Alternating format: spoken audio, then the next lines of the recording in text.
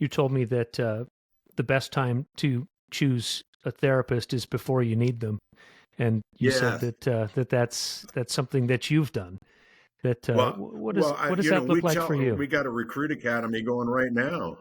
And we tell them, he says, you guys go find yourself a therapist right now, build rapport, because over the years you're going to need them. And we recommend, once or twice a year, just go in to, like you see your doctor for a checkup, an annual checkup, have an MHP that you can go to and just do a checkup. And I practice what I preach. I've got a psychologist that I've seen over the years, and because the chaplains, we get impacted by this stuff too. And so it's good to have somebody with whom you can safely unpack what you're dealing with so that the resilience can be restored and get back out there.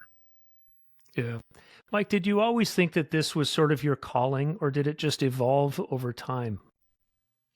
Well, I felt called into ministry, and, being a pastor of a local church is kind of a multiple role schizophrenic thing, because there's just so many different hats, things. Right? Yeah. And then, when I got invited to begin to give care to police officers, I really found that there was a niche there for me. And over the years, being able to deal with acute trauma has been something that I have learned to do, and I'm comfortable with that. People, including my first responders, wonder how I do what I do when I do it. But I mean, I always say God prepares you to do the things he's called you to do. Plus, I've had good training. I've had good mentors, and, I've been doing this a while. So, that's always a helpful thing. I'm going to go a little deep here, Mike, but I think you'll be able to handle it because you're a pastor. But there's a lot of debate whether God intercedes independent of people in the world, like some invisible force. I'm of the opinion that getting into that debate is pointless. I do know that God works through people, and I've seen that time and time and time again. And I'd love your perspective on the idea of knowing when you're being called and having that ability to understand when God is tapping you on the shoulder. Has that happened throughout your life, or does it? I'd love to know more about that process in your life. Well, yes, God. I believe that God leads, and it takes availability. I believe that it's important to have a relationship with God, and so I encourage anybody and everyone to seek him out, because the Bible even promises that God is a rewarder of those who seek him. And back when I was in college, I was challenged by a couple of my teammates to really enter into a personal relationship with Jesus. I was raised in a liturgical environment where everything was mediated through ritual and sacrament. And I've learned over the years that God would like to be personally involved in your life, and that became a hallmark of my own walk back as early as 23 years old. I've learned the value of daily prayer time to get up. My day starts every day with meditation and prayer, and I open that dialogue, and then it kind of stays with me all day long. I had a mentor who once prayed this prayer. He said, "Lord, I'm a suit of ready-wear clothes in your closet today, and if you want to, put me on." So put me in, coach.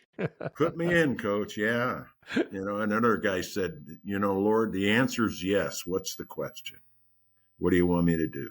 Oh, that's awesome. So it's being faithful, it's being available, and it's being teachable. And over the years, I've tried to honor those three adjectives in my own personal relationship. And, if you make yourself available, you'll find that God will use you. And it's not necessarily going to be in the role that I play, because it's kind of a unique one. But, if you seek out the Lord and just look for opportunities, start moving. It's like the rudder of a ship. I tell people that if you want to know where God wants to work in your life, get involved in something. And as you move, that rudder will steer you to where you're supposed to be. Yeah.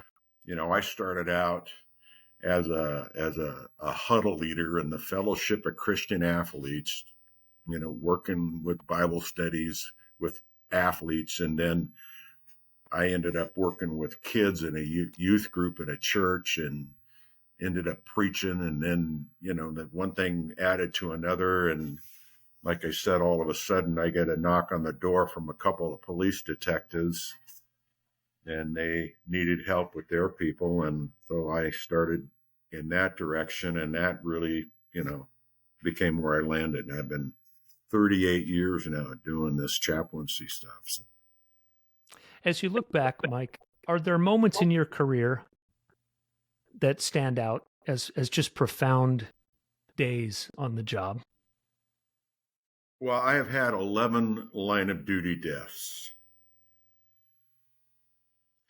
and they change you.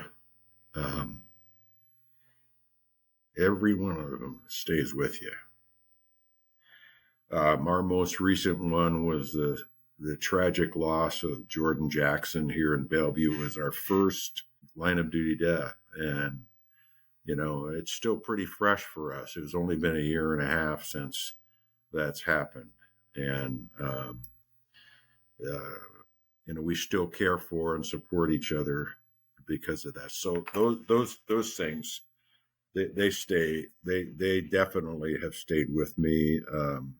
I've had the privilege of doing the memorial services for a lot of these folks, and those are holy moments, believe me. All the death notifications that I've done have been, things that have stayed with me. And throughout the year, there's always a couple of calls that, oh my goodness. We had one recently where a gentleman had gone to lunch with his wife, and he had a head injury a couple of days earlier, and he was having headaches. And so while they were in the middle of lunch, he had a major seizure, and he went into respiratory arrest, which led to cardiac arrest.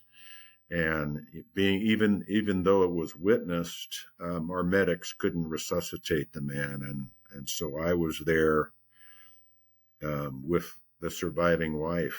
And it was a pretty tough emotional afternoon for everybody.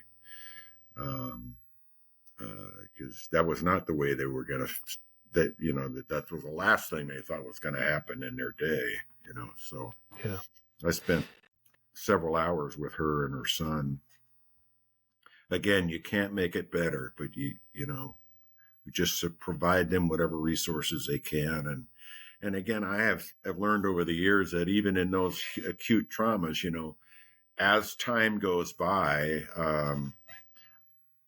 I learned it's a cliche kind of a thing, but it takes 3 T's to find a new normal when you go through a trauma like that. Those 3 T's are time, talk, and tears. Okay. And you got to cry it out. Tears are those pressure release valves that God gives us. Talking is so important because it helps you to reframe that experience.